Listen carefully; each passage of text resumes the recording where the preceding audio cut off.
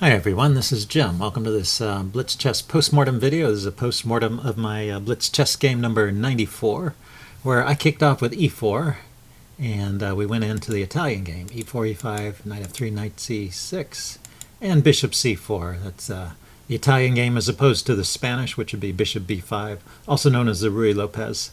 And the Italian game is sometimes called the Gioco Piano, but very quickly the names change as you get into more specific lines here. So against bishop c4, the most common line is bishop c5, and you can play things like the Evans Gambit against that if you want to play a gambiting type game, or a more positional game with moves like c3 and d3 are possible. But my opponent played knight f6, and this is a dynamic defense, a counterattacking kind of defense, and often leads to a pawn sack, so you'll see that in this game.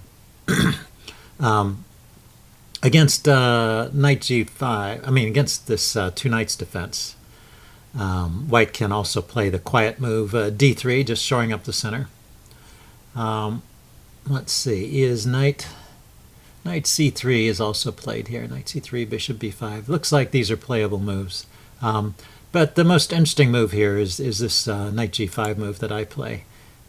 This is starting, it's just crudely attacking the f7 point. And it can lead into the fried liver attack. I'll show you where that happens. If black plays bishop to c5 here, that's the Wilkes-Barre or the Traxler defense. And it's basically giving up the exchange, because you can now take on f7, forking the queen and the rook, and grab the rook in the corner. Or your other option is to take on f7 with the bishop, checking the king, and then retreating the bishop, which is actually the safer way to play. It's a little bit dangerous, this line with knight takes and winning the rook in the corner. But both sides both lines are better for white, but you have to be pretty careful. There's a lot of tactics, and black gets active counterplay. But should be winning for white, actually. Bishop c5 is a line that white ought to win with best play, whereas d5 is an unclear line, and it's a pawn sack, so you can just take that pawn, but black gets lots of compensation. Now the fried liver attack starts with knight takes d5. You're just trying to hold on to the pawn. Knight takes d5, and then knight takes f7 check, king takes, and then the queen comes out to check, and the king has to go to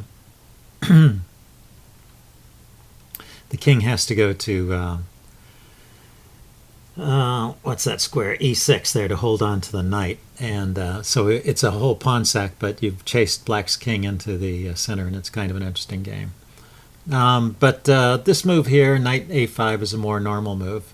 There's other tries here. b5 can be played, and it's a very funny thing that your best reply after b5 is to retreat the bishop back to f1, wait for the queen or the knight to take this pawn here, and if it's knight takes, then you can take the b pawn with your bishop coming right back out.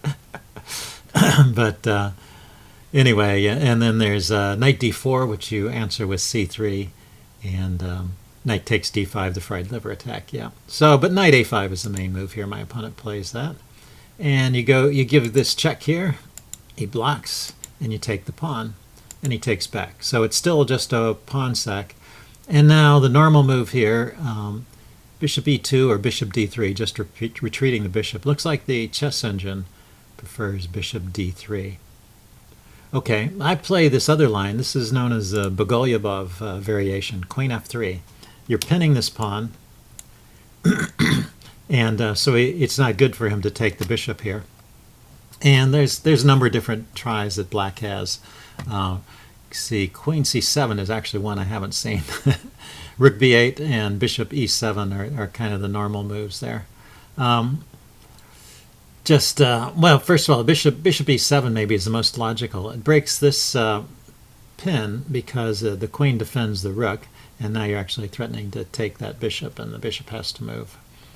Queen b6 does something similar, attacks the bishop. The rook is not defended, so this pawn is still pinned, but but the bishop is under attack by the queen. So I suppose I could play something like like a4 there. Let's see, that's not in the cards. But the move I played is just retreating the bishop back to a4. And it looks like bishop d3 would be better, and that makes sense. Put the bishop on d3. You secure this square for the knight, and I guess later you're going to follow up with b3 and develop your dark squared bishop out this way. Always seems a bit funny to block the d pawn, but I guess that's the move here. Also, bishop e2 looks good. Anyway, let's look at the notation tab. I play the move bishop a4, which is still an even game, and that move bishop b7 was not the best. So bishop g4 harassing my queen, queen g3, h6 harassing the knight, and knight f3. Yeah, that's probably a good way to play. The knight really would like to come back to e4 here, blocking the e pawn. And so if you harass the queen, then the queen is no longer defending the e4 square, and then you harass the knight, and the knight can't come back there because it's not defended, and the knight will take it. So this is not the most accurate move here, and allows me to start getting a slight advantage. And see, now the knight can come back to e4 where it wants to be. So now I've got a full pawn advantage here. So just a couple of less than precise moves, and white is just winning, which is why this is always a good game to play. It's pretty hard for black to maintain that pressure. But if black knows what he's doing, he has compensation for the pawn. He's just got to find these accurate moves. So he takes, I take, and there's still just this slight advantage here for white. I should say more than slight. It bounced around a little bit, but it's still in the neighborhood of a pawn advantage. And I thought here, okay, so that was a mistake. I thought here he might try something like queen b4. That's not on the list here. What's the refutation for queen b4? I guess just b3 defending the bishop, or bishop takes h6 immediately. Yeah, I had noticed that if the queen moves away, I could take on h6. Oh, by the way, about this point in the video, there's a hiccup. My opponent, or actually I think it was my computer, I think I got disconnected, lost a connection, so I had to reestablish a connection and resume. So I just edited that part of the video out. Normally those videos I upload are unedited, so I wanted to let you know there was an edit there if it seemed a little funny to you. I just edited out about a minute and a half of me waiting around and the connection timing out, and then logging back in, and then reestablishing a connection, starting up the game again. So just some dead air time, basically. Okay, so my opponent didn't play that. It says rook a d8 maybe would be the best move. Knight c4 appears to be a bit of a mistake here. And now bishop b3, and then he just retreated the knight back. It's not going there. And now I missed the best move here. From b3 can go to d4. It's a much better post for that bishop, because I was always worried about the bishop being stuffed with this move c5 here and not having a good square to go to. I mean, this is a nice diagonal for the bishop, but if you go to d4, you get to keep that diagonal, and you get another nice diagonal too. So good centrally located bishop. Plus it comes with a tempo on the rook. So yeah, I should have spotted that move, bishop d5. That's anyway. I just came over and defended against the pawn push, and now he takes on d3, and we're still back to that pawn advantage, maybe a pawn and a half now. And this queen adventure is just not good. I can take the pawn on c5. It's not defended. If we back up here, the engine says queen b7. So I guess this pawn is not really defensible then. So he's counterattacking the my e pawn. So that's the other way. If you can't defend a pawn, counterattack your opponent's pawn. That's the way to play that. The best way to play that. But this just gives up a pawn for not much. Why can't he grab on e4 now?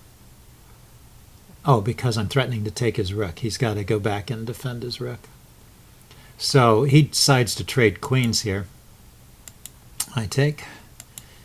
Rook takes, then everything comes off, and now another embarrassing mistake. He just hung his rook there. I should just take the rook, and instead I was thinking about other things and went after his pawn. But he resigned here anyway. This is a pretty hopeless position.